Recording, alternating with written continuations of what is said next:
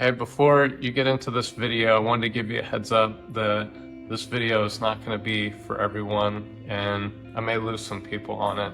But what we talk about in this video is near-death experiences. And what I'm talking about is not necessarily like being close to dying, which maybe I'll make a video on that at some point. But this is actually experiences where someone has died and then they've come back. We also talk about, I went through a treatment in 2021 outside of the country where I had ibogaine assisted therapy and 5-MeO DMT administered as a part of the treatment. And I probably need to do a whole video on that, but there's some stuff on my Instagram page that you can find more on that. I would also say that there's another aspect of this video that gets into my personal spiritual beliefs. I don't push that on anybody, but you're welcome to listen to, be open, and I hope you guys get something out of it. Thanks. You had a near-death experience. No. And then would you say that you had one that was like kind of, I guess the reason why I wonder about it is because of within that, your own journey of finding unconditional love. Yeah. So I think at one point I made reference to something. So I'm trying to think where to start on this. Yeah, from my 5-MeO experience, like I really didn't, let me back up. So ibogaine was like really crystal clear. It was, there was no mixing of words or when I'm being shown, what exactly does that mean? Is there some kind of symbolism? There was none of that. It was very straightforward, very clear. And any kind of message or anything like that was very straightforward and easy to understand. Mm-hmm. And 5-MeO was not that for me. I feel like it took me, like I didn't understand the experience right away. I didn't even start to really, I would say, begin to understand the experience until maybe even well past a year afterwards. I guess, people still get insights, long after a psychedelic experience. So that's not so uncommon, but for me to it was like as a whole, really understand that experience. And the funny thing is, I didn't even want to do it when it came time to do it. Like I did not want to do it at all. And it's one of the things that really shapes my life today. But how I came to better understand it is what I experienced on 5-MeO is I came across on YouTube one day a near-death experience, someone sharing their near-death experience. And over the course of a year, I would listen to maybe less than 10 of them. And when I would listen to them, it was with complete focus and intention and just really taking it serious in a way. It's strange that I put so much of my attention and everything into listening to these 20-minute videos of people sharing their near-death experience. Those near-death experiences that I listened to began to shape my life for a couple reasons. One is that there's information that people bring back, and not necessarily from this is what Jesus looks like, or I saw a Buddha, or whatever, not so much from the spiritual aspect of things, but in terms of leaving their body and floating above the hospital and seeing on top of the hospital building, there's a shoe with a green shoe or something like that. And they're able to recount information like that when they come back in their body that otherwise they should have no knowledge of. So we know that part to be true, is that they can bring back information that otherwise they should not be able to. And there's a variety of things, everything from that to information about a doctor and something they said, to all kinds of different things. And so that's verifiable. It's hard to verify what the grass looks like in heaven, those kinds of things. And so I believe those experiences to be truthful. And if they are truthful, then these people are bringing back information, some of the most relevant information from what is beyond death. And I do believe that some of it is very specific to each person. Like one guy was given a set of 10 rules, and it would take him 3 hours to go through the details of each. But one of those was being more loving towards other people. Another rule was that, he's reliant too much upon technology. Like he's in it too much. Like it's a good tool, but you just don't need to be in it so much. Yeah, some of these are very specific to the individual, but even so, can I still apply that same stuff in my life? For sure. Absolutely. And so I began to see like just tremendous value in what they were sharing in the messages that they received while they were on the other side. And now I can say this is that some of this stuff, it was like I know it to be true from my own intuition. Like I could say from my own intuition, but I would say it's almost as if I've always known it to be true, but just a part of this earth experience, like you forget all of it. We all forget. And, there's another layer, another lens that I look at these near-death experiences from, because there's a lot of people on the internet that are full of shit. And there's a lot of spiritual people on the internet that are full of shit. And I get frustrated as I figure it out, But um, when I was in the Army, I went through an interrogation course, and it's been one of the most useful things that I've continued to use throughout my life. People say, oh, if they're looking up and to the right, they're lying to you. Or if they do this, this body language thing, they're lying to you. It's not necessarily true. We all have different mannerisms and things, but there are certain things that you can prompt people with, and there's responses that people will say or do that are indicators that they're being truthful or that they're lying. So for me, I use this in all areas of life, being on hiring committees, like interviewing people. I'm not interrogating them, but there are things that I'm looking for of like indicators of this person's not going to work out, or an indicator of, yes, this person will be great. And then you stack all of those indicators, and then interrogation wise, it's like, okay, there's a lot of truths. Maybe this person's telling the truth, or there's a lot of indicators of lying. They're probably telling a lie. With hiring, all these indicators of, hey, they might be a good employee, then okay, if there's a lot of those, then they might be a good fit. And then the second thing is, I've probably listed like 4 now. That's fine. Is that like there's an intuition that I do have about people in general. And I thought everyone had this up until recently, just being able to read people. I think it's a natural ability. Like some people are really good at kicking a football, I am not. But I think just being able to sense what people are feeling, sense honesty, a lot of this is just a natural ability that I have. And I think it continued to develop where even doing battlefield interrogation or tactical questioning, just on one target, talking to over 50 different military age males, just on one. Who knows how many over the course of time, guys that I talk to, and I'm trying to make quick decisions on, are they telling the truth? Are they lying? That kind of thing. And so probably further developed some of that skill. So I look at it from that lens. Are these people telling the truth? And then there's another lens that I put on top of this is that I worked a lot I don't talk about this too much, but like in the intel side of things within the military and then outside of the military as well. And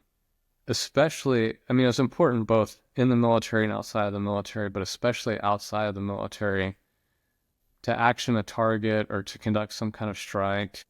At times a commander would want percentage, like, what is the percentage chance that this guy is there? What is the percentage chance of civilian casualties? And you needed to be able to have a high degree of confidence in order to risk to force, risk to civilian casualties, all this stuff, to action these targets. And there's ways of getting that high degree of accuracy. And without going into, I've already made this long enough, but without going into detail of that, there's that same lens that I put on to these experiences. Is it possible that someone can fool me? For sure, but I look at them with all of these filters and still can say that, like, this is real, you know? And then the final layer is that after listening to some of these, I began to realize that their experiences in a lot of ways mirrored my 5-MeO experience. And so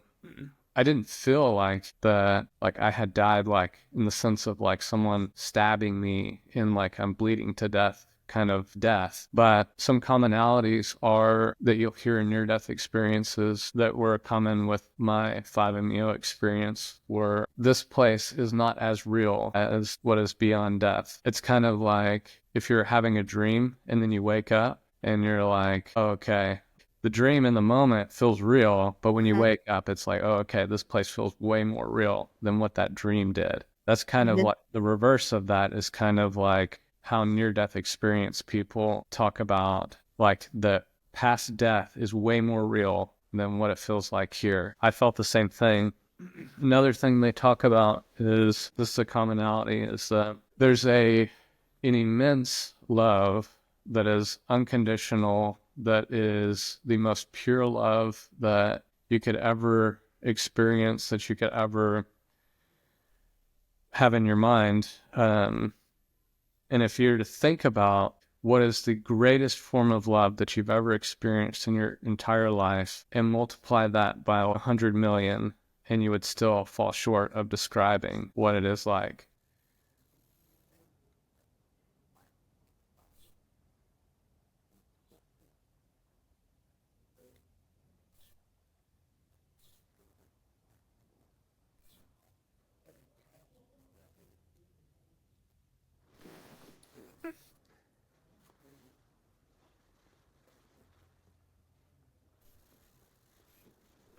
And what I believe it to be is that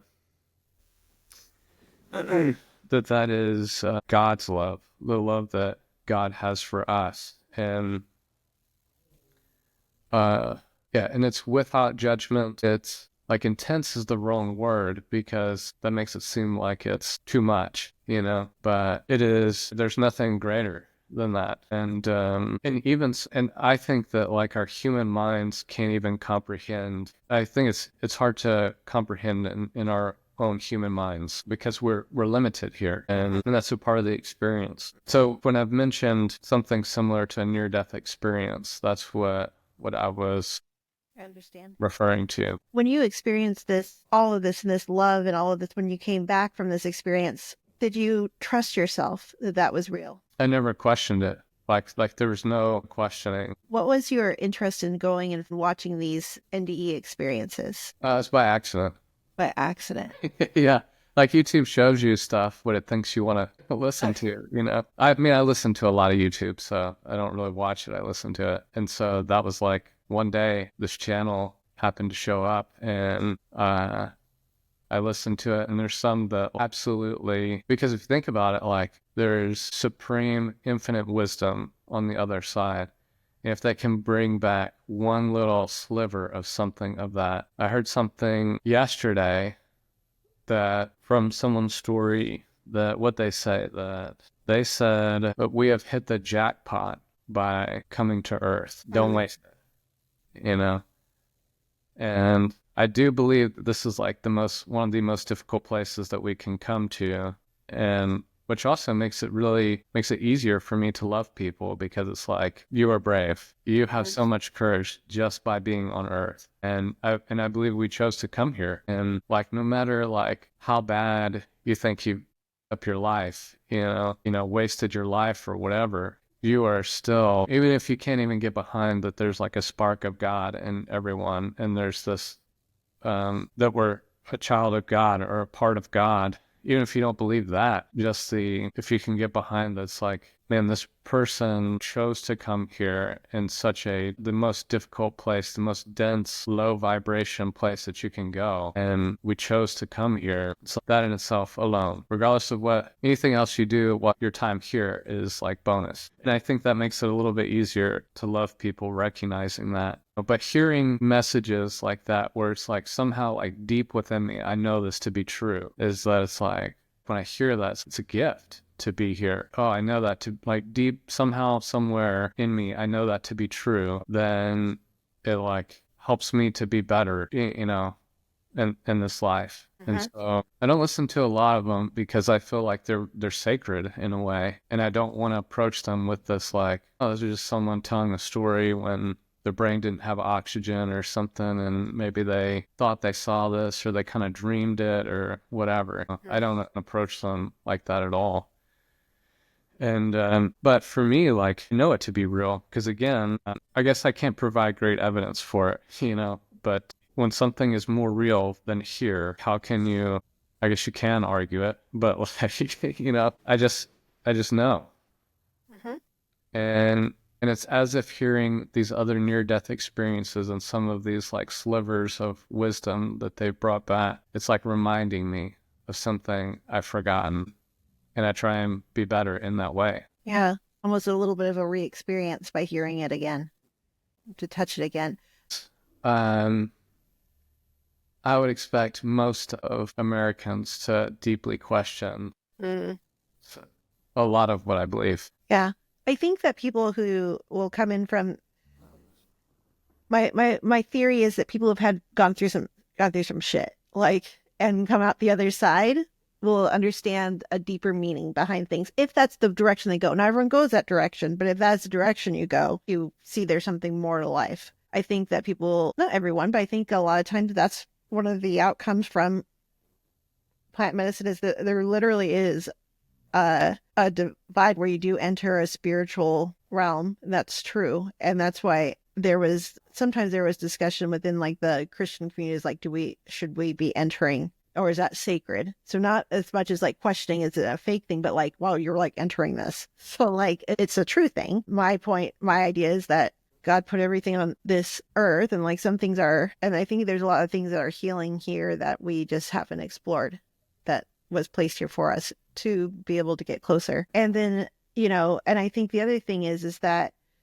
so if anyone's done plant medicine, they may have a more awareness of like, oh, this is true or real. So there's like the people who've gone through shit. There's the people who may have done plant medicine. And then there's the other end too, people I think who have, some sense of spirituality also. This also would not feel foreign to them. Maybe not have gotten such a felt sense of it at such a high level, but there's always glimpses, I think, of these experiences, even if it's not in this very direct sense, like you've been able to have. So I think that, and I do think you're right, there'll be other Americans that are like, no, what the heck?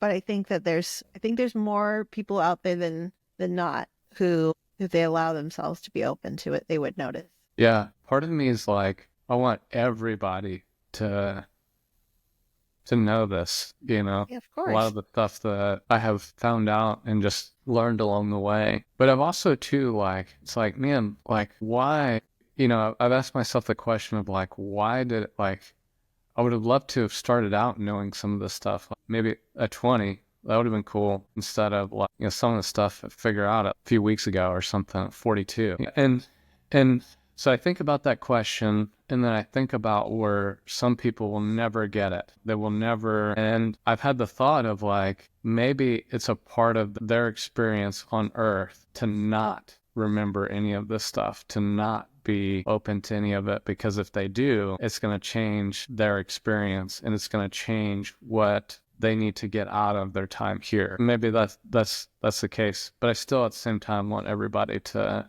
know, to remember, not that it like saves them from anything necessarily, but just very valuable for me. And it's like, why would I not want other people to have that same experience? I mean, if you love humanity, or you see the the good in the human, and you said like that each human has this the bravery of being here, and there's the love for that, then of course if there's something that's connected deeply with you, you're going to want it other people to be able to have that, because that's love. Yeah, it's interesting because some of the stuff is not even, well, almost nothing is new. It may be new to like Western culture or something, but even talking with some of the Lakota people at the Sundance ceremony is that they have a similar belief, is that we existed before we came here and we choose some of the stuff on Earth before we come here. You know, example they gave was choosing your parents kind of thing. And I've heard a near-death experience person talk about, they compared it to like being in a grocery store where it's like, if you're going down the aisle, you're like picking up like, oh, I want like this kind of cereal and I want like this kind of food in my shopping basket. You know, for this woman, it was like losing her parents to suicide, addiction, being a prostitute, like all these really dark, difficult things, you know. And somebody could even say like, why would you choose that? And I think part of it is like, well, actually, this gets into a way deeper conversation, but maybe I'll just leave it at that. But like in short, you know, it's for us to learn, you know, and to grow. But yeah, I can go way deeper on that, but like that's getting far down the rabbit hole. Hey, thanks for watching this video. If you got a lot of value out of it, or if you know someone who could get some value out of these, please share this channel with them. Also, if you subscribe and leave comments, I try and respond to every single one of them. Thank you guys again, and we'll see you.